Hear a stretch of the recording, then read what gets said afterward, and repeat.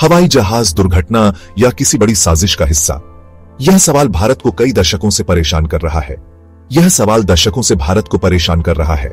1945 में एक भयंकर हवाई जहाज दुर्घटना में सुभाष चंद्र बोस की कथित मौत ने स्वतंत्रता के कगार पर खड़े राष्ट्र को झकझोर कर रख दिया।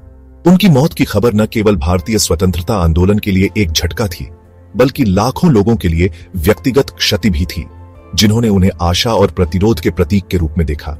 लेकिन क्या लपटों ने वास्तव में महान नेताजी को निगल लिया, या उन्होंने एक अधिक जटिल सच्चाई को छुपाया, एक सच्चाई जिसे कोई हमेशा के लिए दफनाना चाहता था? उनकी मौत के रहस्य ने कई सिद्धांतों और अटकलों को जन्म दिया है। कुछ का मानना है कि नेताजी दुर्घटना से बच गए और गुमनाम रूप से जीते रहे, जबकि अन्य सोचते हैं कि उन्हें विदेशी शक्तियों ने पकड़ लिया था। नेताजी की मौत का रहस्य केवल एक ऐतिहासिक पहेली नहीं है, यह भारत की आत्मा पर एक घाव है, एक घाव जो भरने से इनकार करता है। यह एक ऐसा सवाल है जो पीढ़ियों से चला आ रहा है, एक ऐसा सवाल जो आज भी कई लोगों के दिलों को झकझोर देता है। आधिकारिक कहानी हमें बताती है कि नेताजी, वह उग्र क्रांतिकारी जिसने ब्रिटिश साम्राज्य की ताकत को चुनौती देने की हिम्मत की, एक दुखद दुर्घटना में मारे गए। लेकिन क्या होगा अगर आधिकारिक कहानी खुद एक झूठ है, जिसे एक सच्चाई को छुपाने के लिए सावधानी पूर्वक तैयार किया गया है, जो प्रकट करने के लिए बहुत खतरनाक है? क्या होगा अगर सच्चाई इतनी विस्फोटक थी कि यह इतिहास के पाठ्यक्रम को बदल सकती थी? क्या होगा अगर शक्तियों ने फैसला किया कि दुनिया असली कहानी के लिए तैयार नहीं थी? यह निबंध इस रहस्य के दिल में उतरता है, प्रत्यक्षदर्शी खातों, गुप्त दस्तावेजों और लंबे समय से फुसफुसाए गए अफवाहों की जांच करता है। हम उन विभिन्न सिद्धांतों का पता लगाएंगे जो वर्षों में उभरे हैं, प्रत्येक ने रहस्य में एक नई परत जोड़ दी है। आइए इस यात्रा पर निकलें, तथ्य को कल्पना से अलग करते हुए नेताजी की किंवदंती के पीछे की सच्चाई को उजागर करने के लिए। दांव ऊंचे हैं, सच्चाई चाहे जो भी हो इतिहास को फिर से लिखने की शक्ति रखती है, अतीत की हमारी समझ को चुनौती देने की शक्ति रखती है और भारत के भविष्य को आकार देने की शक्ति रखती है। तैयार हो जाइए, क्योंकि आगे की यात्रा साजिश, धोखे और खुलासों से भरी हुई है, जो हमारे राष्ट्र की नींव को हिला सकती है। हम सबूतों को टुकड़ा टुकड़ा करके छानेंगे, उन छिपी हुई सच्चाइयों को उजागर करने के लिए जो हमें इतने लंबे समय से चकमा दे रही है। जैसे जैसे हम गहराई में उतरेंगे, हमें बहादुरी, विश्वासघात और बलिदान की कहानियां मिलेंगी। हम उन लोगों से सुनेंगे जो दुर्घटना के बाद नेताजी को देखने का दावा करते हैं, और उन लोगों से जो मानते हैं कि उनकी मौत एक सावधानी पूर्वक रची गई चाल थी। यात्रा लंबी और कठिन होगी, लेकिन सच्चाई की खोज कभी आसान नहीं होती। हमारे साथ जुड़े, क्योंकि हम नेताजी की मौत के रहस्य को सुलझाते हैं, एक रहस्य जिसने दशकों से राष्ट्र को मोहित कर रखा है। 18 अगस्त 1945, ताइहोकू एयरफील्ड, जापानी अधिकृत ताइवान। हवा में तनाव और देर गर्मियों की उमस भरी है। सैनिक और वायु सैनिक इधर उधर भाग रहे हैं। उनके चेहरों पर युद्ध की थकान और भविष्य की अनिश्चितता की लकीरें हैं। एक कान फोड़ू गर्जना उमस भरी हवा को चीरती है जब एक जापानी बम वर्षक उड़ान भरने की तैयारी करता है। इंजन जीवन में गर्जना करते हैं। शक्ति और सटीकता का एक यांत्रिक सिम्फनी एयरफील्ड के पार गूंजती है। विमान की शक्ति के शीर बल के तहत जमीन कांपती है।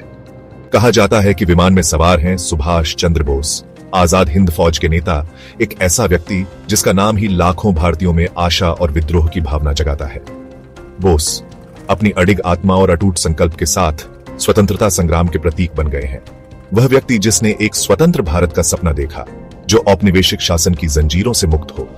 उनके भाषण जोश और अडिग संकल्प से भरे हुए अनगिनत लोगों को स्वतंत्रता के कारण के लिए प्रेरित किया है। उनका गंतव्य एक अनिश्चित भविष्य, भारत की स्वतंत्रता के लिए समर्थन की तलाश में। बोस की यात्रा खतरों से भरी है, क्योंकि वह अंतरराष्ट्रीय राजनीति और युद्धकालीन गठबंधनों के खतरनाक पानी को पार करते हैं। लेकिन ऐसा लगता है कि किस्मत की कुछ और ही योजना थी। आसमान जो कभी आशा और स्वतंत्रता का प्रतीक था, अब ऑमिनसली लूम कर रहा है। विमान के रास्ते पर काले साए डाल रहा है। टेक ऑफ के कुछ ही क्षण बाद आपदा आ जाती है। विमान जो कभी शक्ति और महत्वाकांक्षा का प्रतीक था, अब इंपेंडिंग डूम का एक वेसल बन गया है। ओवरलोडेड विमान ऊंचाई हासिल करने के लिए संघर्ष करता है। इसके इंजन स्पटरिंग और फेलिंग हो रहे हैं। पायलट नियंत्रण के साथ संघर्ष करते हैं। उनके चेहरे ग्रिम डिटर्मिनेशन और राइजिंग पैनिक का एक मास्क है। जमीन पर गवाह हॉरर में देखते हैं जब विमान क्रैश करता है और आग के गोले में विस्फोट करता है। एक यात्रा का फायरी एंड जो आशा और महत्वाकांक्षा से भरी थी। तुरंत सभी सवारों की मौत हो जाती है। मलबा, ट्विस्टेड मेटल और फ्लेम्स का एक मैस मानव प्रयास की फ्रेजिलिटी का एक ग्रिम टेस्टमेंट बन जाता है, या तो आधिकारिक कहानी कहती है। रिपोर्टिंग मेटिकुलसली डॉक्यूमेंटेड एक अनफॉर्चुनेट एक्सीडेंट की तस्वीर पेश करती है, एक हीरोइक फिगर का ट्रैजिक एंड। लेकिन क्या यह खाता पूरी सच्चाई है, या यह एक केयरफुली कंस्ट्रक्टेड नैरेटिव है जो एक अधिक सिनिस्टर रियलिटी को मास्क करने के लिए डिजाइन किया गया है? कंस्पिरेसी और कवर अप की विस्पर्स फैलने लगती है, घटनाओं के आधिकारिक संस्करण पर संदेह डालती है। दुर्घटना की खबर भारत में शॉकवेव्स भेजती है, सुर्खियां ट्रेजेडी की चीखती है और राष्ट्र शोक में डूब जाता है। एक राष्ट्र अपने प्रिय नेताजी के नुकसान का शोक मनाता है, जो प्रतिरोध, साहस और अटूट देशभक्ति का प्रतीक है। सड़कों पर शोक मनाने वाले नागरिकों से भरी हुई है, उनके दिल सौरों और लॉस से भारी है। लेकिन अपने शोक में भी संदेह की विस्पर्स उभरने लगती है, सवाल उठते हैं और स्केप्टिसिज्म के बीज बोए जाते हैं। क्या नेताजी, मास्टर स्ट्रेटेजिस्ट, वह व्यक्ति जिसने वर्षों तक ब्रिटिशों को चकमा दिया, इतने अब्रप्ट और अनएक्सपेक्टेड एंड से मिल सकते थे? रहस्य गहराता है और सुभाष चंद्र बोस की लेजेंड कैप्टिवेटिंग और इंट्रिगिंग बनी रहती है। जब दुनिया शोक मना रही थी, कुछ लोगों ने आधिकारिक कहानी में असंगतियों को देखा। आधिकारिक कहानी यह थी कि भारतीय स्वतंत्रता आंदोलन के प्रतिष्ठित नेता सुभाष चंद्र बोस 1945 में एक दुखद विमान दुर्घटना में मारे गए थे। इस खबर को व्यापक शोक और दुख के साथ स्वीकार किया गया, क्योंकि बोस औपनिवेशिक शासन के खिलाफ आशा और प्रतिरोध का प्रतीक थे। हालांकि हर कोई इस खाते से संतुष्ट नहीं था। जो लोग बोस को करीब से जानते थे, उनके बीच फुसफुसाहट, धीमी बातचीत और बेचैनी की भावना बढ़ रही थी। प्रत्यक्षदर्शियों, जिनमें नेताजी के दल का हिस्सा रहे भारतीय सैनिक भी शामिल थे, ने दावा किया कि बोस उस दुर्भाग्यपूर्ण विमान में नहीं थे। इन सैनिकों, जिन्होंने उनके साथ लड़ाई लड़ी थी, ने जोर देकर कहा कि उन्होंने उन्हें एक अलग विमान में सवार होते देखा था। उनकी गवाही एक ऐसे व्यक्ति की तस्वीर पेश करती है जो हमेशा एक कदम आगे रहता था, हमेशा अपनी अगली चाल की योजना बनाता था। उन्होंने एक गुप्त प्रस्थान के बारे में बात की, जिसे उनकी सुरक्षा सुनिश्चित करने के लिए सावधानीपूर्वक तैयार किया गया था। उन्होंने उन्हें एक अलग विमान में सवार होते देखा, जो सुरक्षित रूप से उड़ान भर गया। इसका गंतव्य रहस्य में डूबा हुआ था। उन्होंने दावा किया कि यह विमान एक ऐसे स्थान के लिए रवाना हुआ था जिसे केवल कुछ ही लोग जानते थे। इस उड़ान के चारों ओर की गोपनीयता ने जिज्ञासा और अटकलों को बढ़ा दिया। बोस कहां जा रहे थे? उनकी योजना क्या थी? ये सवाल उन लोगों के दिमाग में बने रहे जिन्होंने उनके प्रस्थान को देखा था। हालांकि इन असंतुष्ट आवाजों को तेजी से चुप करा दिया गया। उनकी गवाही को अविश्वसनीय या मनगढ़ंत करार दिया गया। आधिकारिक कथा शक्तिशाली थी और इससे किसी भी प्रकार का विचलन संदेह और अविश्वास के साथ मिला। समाचार पत्र और मीडिया आउटलेट इन खातों को मात्र अफवाहें, अति सक्रिय कल्पनाओं के उत्पाद के रूप में लेबल करने में तेज थे।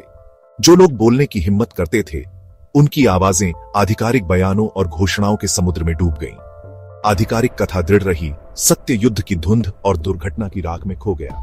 युद्ध की अराजकता और विनाश ने कहानी में असंगतियों के लिए एक सुविधाजनक आवरण प्रदान किया। दुर्घटना स्थल तबाही का दृश्य था और अवशेष पहचानने योग्य नहीं थे। इसने आधिकारिक संस्करण को चुनौती न दी जाने की अनुमति दी, क्योंकि इसे खारिज करने के लिए कोई ठोस सबूत नहीं था।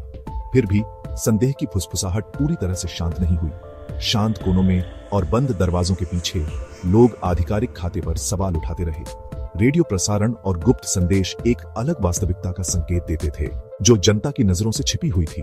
ये फुसफुसाहट एक निरंतर प्रतिध्वनि की तरह थी, जिसे चुप नहीं कराया जा सकता था। राख के नीचे चमकते अंगारों की तरह उन्होंने एक आग का संकेत दिया जो बुझने से इनकार कर रही थी। संदेह और सवाल धधकते कोयले की तरह थे, जो सही समय का इंतजार कर रहे थे। उन्होंने सुझाव दिया कि कहानी में और भी बहुत कुछ था, कि सच्चाई अभी भी बाहर थी, जिसे उजागर किया जाना बाकी था। क्या यह हो सकता है कि नेताजी मित्र देशों की सेनाओं द्वारा पकड़े जाने के डर से अपनी गुमशुदगी की योजना बनाई हो? क्या यह रणनीति का एक मास्टर स्ट्रोक था, एक ऐसा कदम जिसे उनकी उत्तरजीविता सुनिश्चित करने और उनकी स्वतंत्रता की लड़ाई जारी रखने के लिए डिजाइन किया गया था? यह विचार बोस की चालाकी और दूरदर्शिता की प्रतिष्ठा को देखते हुए असंभव नहीं था। वह एक ऐसे व्यक्ति थे जो हमेशा बड़े उद्देश्य के लिए जोखिम उठाने को तैयार रहते थे। क्या विमान दुर्घटना एक सावधानी पूर्वक मंचित घटना थी, जो उनके दुश्मनों के चंगुल से बचने और एक और दिन लड़ने के लिए एक मोड़ थी?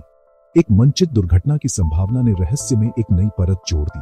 अगर यह सच है, तो इसका मतलब होगा कि बोस ने अपने विरोधियों को मात देने और अपने लिए एक नया रास्ता बनाने में कामयाबी हासिल की थी। जैसे जैसे हम रहस्य में गहराई से उतरते हैं, हमें सबूत मिलते हैं जो बताते हैं कि नेताजी की गुमशुदगी कोई दुर्घटना नहीं थी। गुप्त पत्र, छिपे हुए दस्तावेज और प्रत्यक्षदर्शियों के बयान सभी एक सावधानी पूर्वक तैयार की गई योजना की ओर इशारा करते हैं। जितना अधिक हम जांच करते हैं, उतना ही हमें एहसास होता है कि सच्चाई कहीं अधिक जटिल और मायावी है जितना हमने कभी कल्पना की थी। नेताजी सुभाष चंद्र बोस की कहानी सिर्फ एक लापता नेता की कहानी नहीं है, यह साजिश, रणनीति और स्वतंत्रता की अथक खोज की गाथा है। ब्रिटिश साम्राज्य अपने औपनिवेशिक शासन के आसन्न पतन का सामना करते हुए आजाद हिंद फौज के करिश्माई और प्रभावशाली नेता को चुप कराने का हर कारण था। नेताजी का अस्तित्व ही उनके अधिकार के लिए खतरा था। उनके स्वतंत्रता के आह्वान भारतीय उपमहाद्वीप में गूंज रहे थे। दशकों बाद अवर्गीकृत किए गए गुप्त दस्तावेजों से पता चलता है कि ब्रिटिश खुफिया सेवाएं नेताजी की गतिविधियों और आंदोलनों से भली भांति अवगत थीं। उन्होंने उन्हें लगातार निगरानी में रखा था, उनके संचार को अवरुद्ध किया और उनके आंतरिक सर्कल में घुसपैठ की। क्या ब्रिटिश एक नव स्वतंत्र भारत में विद्रोह की आग को फिर से भड़काने की नेताजी की क्षमता से डरते हुए उन्हें खत्म करने का फैसला किया? नेताजी के गायब होने में ब्रिटिश की संलिप्तता की संभावना को नजरअंदाज नहीं किया जा सकता। साम्राज्य अपने विशाल संसाधनों और निर्दयी तरीकों के साथ अपने दुश्मनों को चुप कराने में सक्षम था, भले ही इसका मतलब चरम उपायों का सहारा लेना हो। सवाल जो बना रहता है, क्या उन्होंने ऐसा किया?